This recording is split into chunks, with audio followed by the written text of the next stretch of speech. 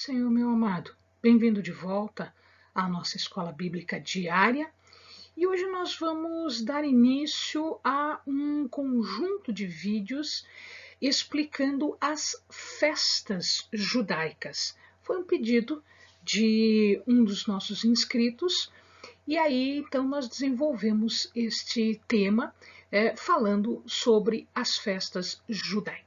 Então, pega o seu caderno de estudos, pega a Bíblia. Ore ao Senhor, pede a Ele discernimento, entendimento, conhecimento, sabedoria. Pede a Ele proteção para que nós possamos entender a profundidade das festas que Ele determinou para o seu povo. Muito bem, antes de falarmos das festas, é necessário entendermos que o calendário judaico não é como o nosso calendário. O nosso calendário é um calendário solar e não lunar. Isso significa dizer que o nosso ano tem 365 dias e o nosso ano tem 12 meses.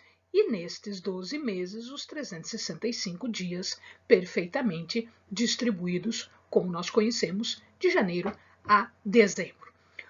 Como o calendário judaico é lunar, significa dizer que ele não tem 365 dias, mas 354 dias no ano.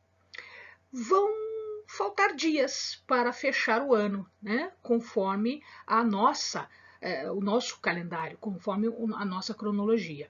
Isso significa dizer, então, que num período de 19 anos, eles precisam adicionar um mês, que é para fechar esta conta toda. Então, eles colocam um mês extra a cada 19 anos, um mês extra por 7 vezes. O que significa dizer isso? Não entendi. O primeiro e o segundo ano tem 12 meses, o terceiro ano tem 13. Assim, o sexto ano também tem 13, o oitavo ano também 13, o 11º ano com 13 também, o 14º, o 17º e o 19º ano tem 13 meses. E os outros, Eleni? Os outros têm 12 meses, como nós conhecemos. Isso significa dizer que haverá sempre um descompasso entre o ano judaico e o nosso ano, o ano que é conhecido por todos, de tal maneira que ele fica assim distribuído. Então veja lá, o mês judaico chamado Tisré, ele corresponde à parte do nosso mês de setembro e parte do mês de outubro.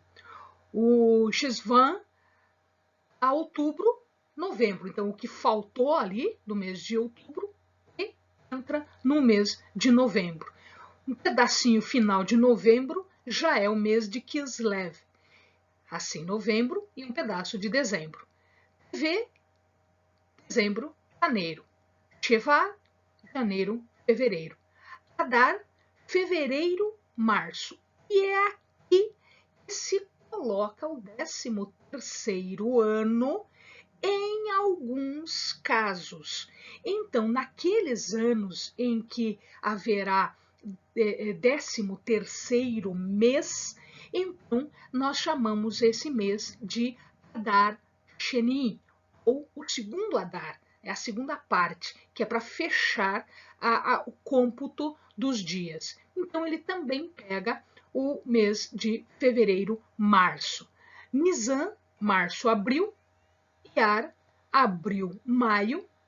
Sivan, maio, junho. Tammuz, junho, julho. Av, julho, agosto.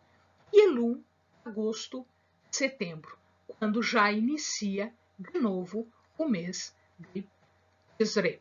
Então, os 12 meses, mais eventualmente, em alguns anos, o chamado segundo Adar. De tal maneira que as festas determinadas no Velho Testamento, as festas determinadas por Deus para o povo, e outras festas que foram acrescentadas durante a história de Israel, elas podem ser distribuídas desta maneira. No mês de Tisre, existem 3 festas importantes. O Rosh Hashanah, que é chamado de Ano Novo. A gente vai ter um vídeo para o Rosh Hashanah. O Yom Kippur, Dia do Perdão, que sucede o Rosh Hashanah e faz parte de uma solenidade, a gente vai ver também.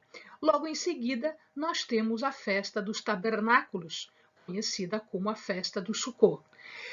Shesvan, ou Resvan, não tem festa nenhuma, então eles chamam de pobre Shesvan, né, ou Resvan, porque eles, nesse mês não existe nenhuma comemoração, não existe nenhuma festa nesse mês. Kislev tem o Hanukkah, né? A TV tem um jejum, que é chamado de jejum de 10 de TV. Todas essas festas a gente vai fazer um vídeo, vocês vão ter um vídeo para que a gente possa explicar o sentido destas festas. Em Shevat, nós temos o Tu Shevat, que é 15 de Shevat. Em Adar, a gente tem o Purim.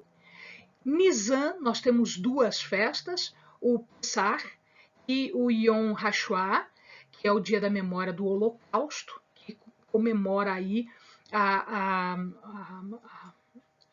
o Holocausto que ficou conhecido como o assassínio, né, a morte de não só dos judeus, mas muitos povos também eles sofreram nas mãos dos nazistas.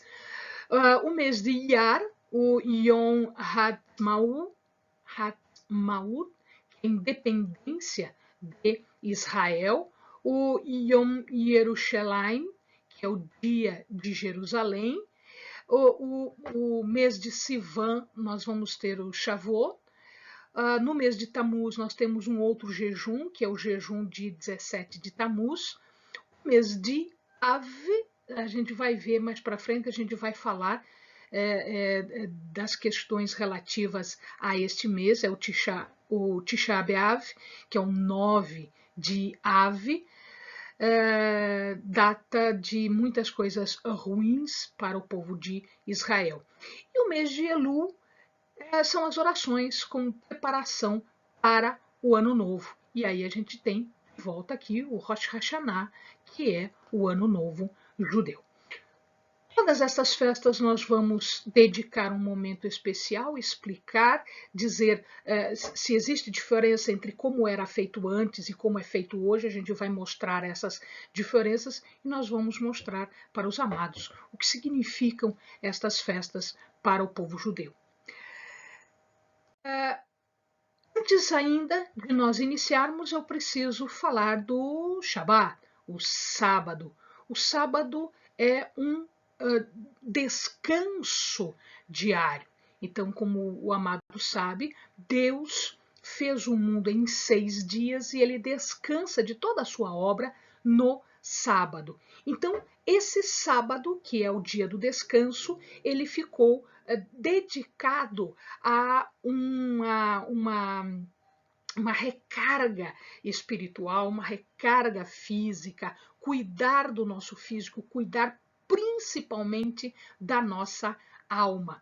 Nós falamos lá no vídeo onde nós discutimos o decálogo, as leis, nós vamos falar sobre o Shabat, nós vamos falar sobre o descanso do sábado e aí a gente coloca maiores detalhes. Só lembrando ao amado o seguinte, o dia do judeu ele começa ao pôr do sol, mais ou menos umas 18 horas. Isso, claro, vai variar de acordo com a estação do ano, às vezes um pouquinho depois, às vezes um pouquinho antes, né? No momento em que o sol se põe. Então, nesse momento é que eles entendem que um novo dia vai iniciar. Então, em verdade, o sábado dos judeus começa um pedacinho na sexta-feira e vai até o finalzinho da tarde do sábado.